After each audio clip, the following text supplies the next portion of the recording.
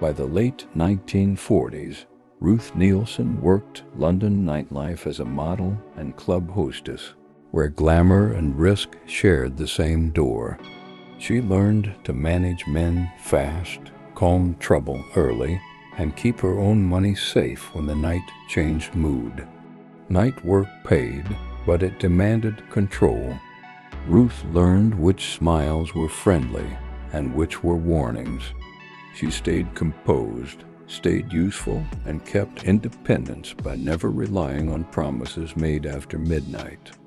On the 8th of November 1950, she married George Ellis, a divorced dentist, and became Ruth Ellis. Stability looked possible. Instead, the marriage turned jealous and tense. Arguments replaced comfort, and home felt less reliable than the club she already understood well. In 1951, she gave birth to her daughter, Georgina, while the marriage continued to break apart. Separation followed soon after. Ruth returned fully to work, keeping private chaos hidden behind a steady voice, careful clothes, and nights that still paid on time. By 1953, she managed the little club in Knightsbridge, trusted to run staff, handle wealthy customers, and stop problems early. She directed with timing, not shouting. The room stayed busy, and money flowed because order never slipped for long. Attention followed her constantly, offers, jealousy, and men who pushed. Ruth chose what she accepted and what she refused. Distance protected her. Independence felt real when bills were paid without help, and nobody owned her time or her decisions. In 1954, the pace increased. Nights stretched later. Work demanded more focus and more patience. Ruth stayed disciplined and reliable, keeping the club running smoothly. Friends noticed she went quieter outside work, but she brushed it off and kept moving forward. Through racing circle acquaintances, Ruth met David Blakely, a young racing driver, charming, reckless, already engaged elsewhere. Their first meetings moved fast. Taxis, cigarettes, laughter, then sudden silences. Ruth, who was used to steering men, found herself reacting instead, surprised and unable to predict him. David moved in and out of her life quickly, affectionate one day and cold the next. He vanished without warning, then returned expecting forgiveness. Ruth adjusted plans, waited by the phone, and told herself the next talk would settle everything. Arguments followed. David became verbally cruel, then violent. He hit her, apologized, and did it again. Ruth hid the marks and went back to work composed, believing silence was safer than exposure, and that control could still be recovered somehow later. The relationship settled into a loop: tenderness, humiliation, absence, return. David kept seeing other women. Sleep came in fragments. Ruth's attention narrowed to his movements, the phone, and the next confrontation, while she kept the club running flawlessly every night. In January 1955, after a violent argument, Ruth suffered a miscarriage. She returned to work quickly, refusing collapse. She kept posture straight and voice even, as if discipline could contain the damage, keep gossip away, and prevent anyone from seeing weakness. David promised commitment, then withdrew it. He spoke of marriage, then disappeared. Ruth tried patience, then anger, then pleading, and nothing held. The club stayed busy, yet her thoughts kept circling the same unresolved break, day after day, without relief. When David announced his engagement to another woman, he did it publicly and without care. The rejection landed hard.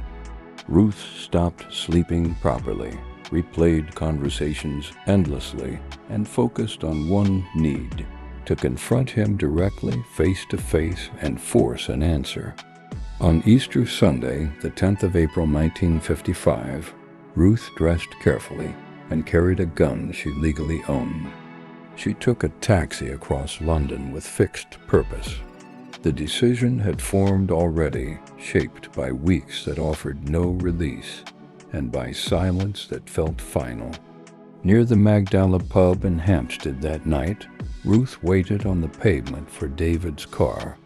When he arrived, words lasted seconds. She fired 5 shots at close range. David collapsed. Bystanders froze. Ruth did not run, even as screams started. An off-duty policeman restrained her as sirens approached. Ruth offered no resistance, gave her name, and accepted arrest calmly. Shock gave way to procedure. She was driven away while the street returned to motion and the night closed behind, fast and cold. In custody, Ruth answered questions directly. She did not deny intent. She made no speech and asked for no sympathy. Control had ended. What followed was process, moving forward without her influence and without pause, hour after hour in plain rooms. Remanded at Holloway Prison, Ruth entered routine. Locked doors, timed meals, supervised letters, short walks. She kept to herself and followed rules. Days blurred into repetition, broken by lawyers' visits and formal updates that arrived and changed nothing at all. On the 20th of June, 1955, Ruth stood trial at the Old Bailey. Asked about intent, she said she meant to kill. The jury returned quickly with a guilty verdict, and the death sentence followed as required by law, spoken aloud in court. Appeals began immediately. Lawyers argued. Petitions circulated. Ruth listened, asked few questions, and returned to routine. Inside prison walls, time stayed flat, measured by keys, doors, and scheduled movement, while decisions arrived unchanged, again and again. She wrote careful letters and received brief visits. Nothing shifted the timetable. Replies came back formal and final. The institution continued efficiently around her, treating the outcome as settled business and keeping every day identical, hour by hour, without discussion. On the final evening, she ate little and slept in fragments. Morning arrived on the 13th of July, 1955, with footsteps and keys. She dressed neatly and followed instructions without protest, while witnesses waited nearby in silence, faces set and still, watching closely. She was led through short corridors by staff speaking quietly. Ruth answered briefly. Doors opened and closed behind her. The last steps happened out of public view, handled by routine, paperwork, and rules that did not bend even for a moment. Outside, newspapers prepared headlines and radios waited. Inside, officials checked names, times, and documents, repeating each detail twice.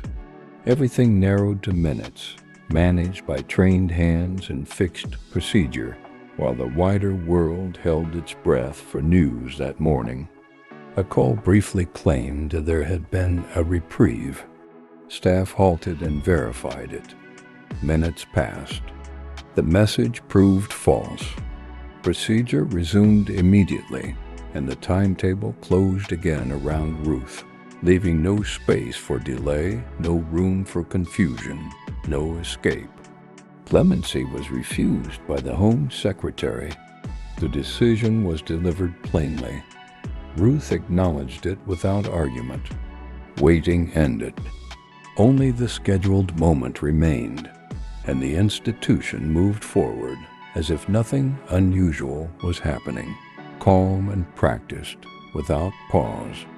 At Holloway Prison on the 13th of July, 1955, Ruth Ellis was executed by hanging. Death was confirmed. Records were completed and signed. The room was cleared and the institution resumed normal operation, leaving the end as an entry in a register. News spread across Britain within hours. Reactions were divided and loud. Ruth could not answer any of it. Her name moved through headlines and radio bulletins, while her life had already stopped and could not restart, no matter what anyone said. The final image was Ruth alone, composed and silent. No explanation followed. No lesson was offered. The camera did not linger. It stopped, leaving the ending fixed, unresolved. Was Ruth Ellis a victim of domestic abuse who was pushed too far, or did jealousy drive her to murder? Like and subscribe for more true crime.